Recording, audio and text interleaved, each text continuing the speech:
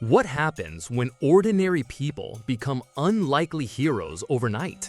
When farmers, outcasts, and even tent-dwelling women are thrust onto the front lines of history?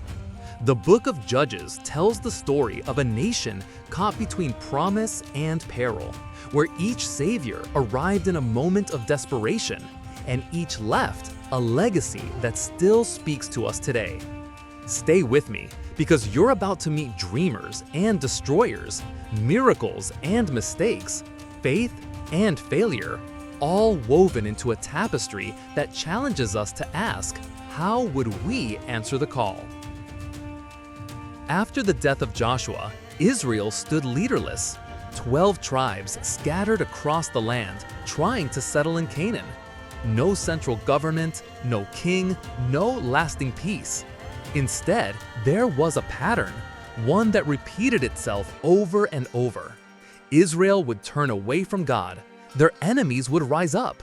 They'd suffer until they cried out for help. And that's when a judge would rise. These weren't judges in black robes, but warrior leaders, called by God, not crowned by men. Let's go back to a time before thrones, before kingdoms, to a land constantly at war with itself. The first deliverer, Othniel. Quiet, strong, steady, a man summoned not for glory, but because Israel cried out under oppression. He stepped up to face Cushan-Rishathaim, the harsh Mesopotamian tyrant. With little fanfare, he crushed the oppressor and won 40 years of peace for Israel. No grand speeches, just decisive courage that set the pattern for all judges to come. But Israel's reprieve didn't last forever. 18 years under Moabite rule hardened the people of Israel. Then came Ehud, the left-handed assassin. Under Moabite rule, Israel was forced to pay tribute to King Eglon. Ehud was chosen to lead the delegate to deliver the tribute. He had a secret.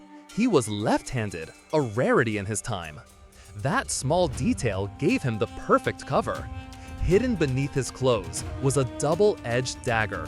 He asked for a private audience with the king to deliver a message, and when the time was right, he drew his hidden blade and plunged it home.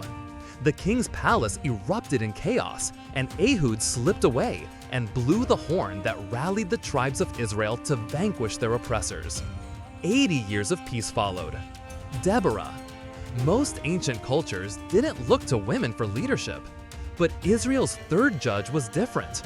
Picture a woman sitting under a palm tree, settling disputes by day and strategizing liberation by night. Deborah was both judge and prophetess in an age of male warlords. When the enemy general Sisera terrorized Israel, she issued a divine decree to Barak, saying, "Lead 10,000 men to Mount Tabor, and the Lord will grant victory." It sounded risky. His troops outnumbered Israel 10-1, with iron chariots rumbling like thunder.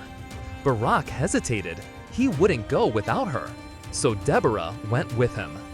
On the morning of battle, the enemy's chariots stalled in muddy valleys. The counter-sound of Israelite swords shattered the enemy's army. And when Sisera fled on foot, he stumbled into the tent of Jael, who, with a single tent peg driven through his skull, ended the oppression once and for all. 40 years of peace followed, and Deborah's song still echoes as one of the Bible's oldest hymns to God's saving power. Now meet Gideon, a humble farmer threshing wheat in a winepress to hide from raiding Midianites. An angel's voice called him mighty warrior, but Gideon's faith was patched with doubt. He wasn't convinced. He doubted. He tested. He asked for signs to prove God's promise. He laid out a wool fleece overnight, first wet, then dry, until his confidence solidified. Even then, God said, "Your victory will be mine alone." Gideon gathered an army of 32,000 men. God said, "Too many." Gideon trimmed it to 10,000. Still too many. So Gideon dismissed thousands of troops, keeping only 300 men. Picture it, 300 against tens of thousands, armed not with swords, but with trumpets, jars, and torches. At midnight, armed with nothing but trumpets, jars, and torches, they surrounded the Midianite camp. On a silent signal, they shattered their jars and blared their trumpets. Panic swept the enemy's camp, and they turned on each other. Thousands fell, and Gideon captured their leaders. He refused to crown himself, insisting that the Lord will rule over Israel. Yet his golden ephod became an unintended idol to the people, showing how even heroes can slip into folly. Still, for 40 years, Israel rested from its enemies under his watchful eye. The quiet seasons, the era of Tola, Jair, Ibzan, Elon, Abdon. After the dust of Gideon's war settled, Israel entered a strange lull, an interlude of stability led by 5 judges whose deeds aren't recorded in epic battles, but in the peace they kept. Tola of Issachar rose up, judged Israel for 23 years, and died in Shamir. Then Jair of Gilead held sway for 22 years, his 30 sons and 30 daughters forging alliances that kept the land calm. Ibzan, perhaps from Bethlehem, ruled for 7 years. Elon of Zebulun 10, and Abdon of Ephraim 8. Their names fill the pages briefly, like chapters that whisper, sometimes leadership is the absence of war. Yet under the surface, restlessness grew, because long stretches of peace can dim a nation's dependence on providence. When the judges passed on, Israel's hearts drifted back into old patterns of idolatry, and the cycle turned once more toward crisis. Enter Jephthah, born to privilege but cast out for his mother's past. He formed a band of mercenaries in Tob, the outsider whose sword made him both feared and respected. When the Ammonites threatened, Israel begged him to lead. Jephthah agreed, but not before making a vow that would echo through history. If God granted victory, he would offer as a burnt offering whatever came out of his house first. Triumph came, and with it, his only daughter. Jephthah's daughter came out dancing with tambourines to welcome her father from the war. Little did she know about her father's vow. Horror struck Jephthah's heart, but his vow loomed larger than his compassion. A father's vow, a daughter's innocence. A silence so loud, the text itself seems to grieve. The text leaves questions unanswered. Did her life end on the altar, or did she serve the Lord in perpetual seclusion? Either way, the story warns of the cost of hasty promises. 6 years of peace followed, a fragile calm stained by grief. Perhaps no judge embodies paradox better than Samson. From his birth, God ordained him as a Nazirite, no wine, no unclean food, and uncut hair. In return, he wielded strength that could tear lions apart with bare hands. Yet his heart was drawn to Philistine women, temptation at every turn.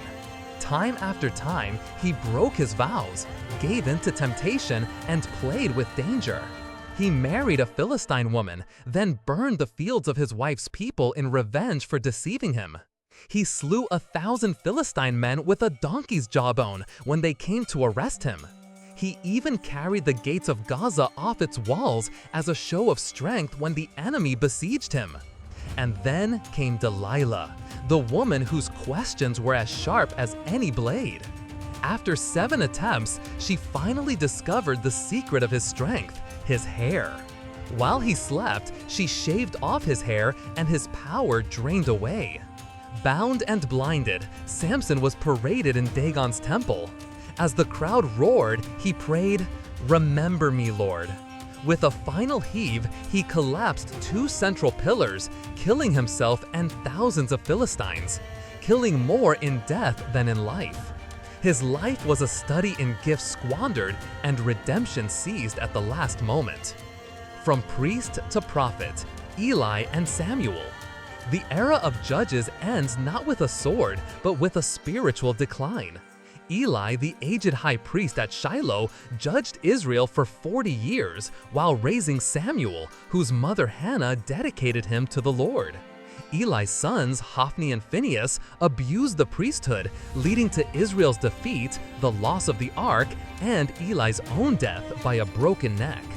Samuel grew in favor with God and man. When the Philistines swooped down, Samuel rallied Israel at Mizpah, and once again, God's power saved the day. But the people demanded a king, like all the nations. With a heavy heart, Samuel anointed Saul. Later, he poured oil over David, heralding a new chapter. Samuel's legacy, a bridge from chaos to monarchy. A prophet who taught Israel that human kings must still answer to the divine king. As time went on, the judges grew fewer, and the people grew colder. The curtain falls not with glory, but with grief. The final chapters of Judges are among the darkest in the Bible. Idolatry, civil war, abuse, one tribe nearly wiped out, one woman brutally killed and used as a symbol of outrage. The book ends with this chilling line: "In those days, there was no king in Israel. Everyone did what was right in his own eyes. No king, no compass, only chaos." So here's the question for you. When life calls you to stand up, will you answer with confidence like Deborah, caution like Gideon, or will you heed the warning of Jephthah's vow?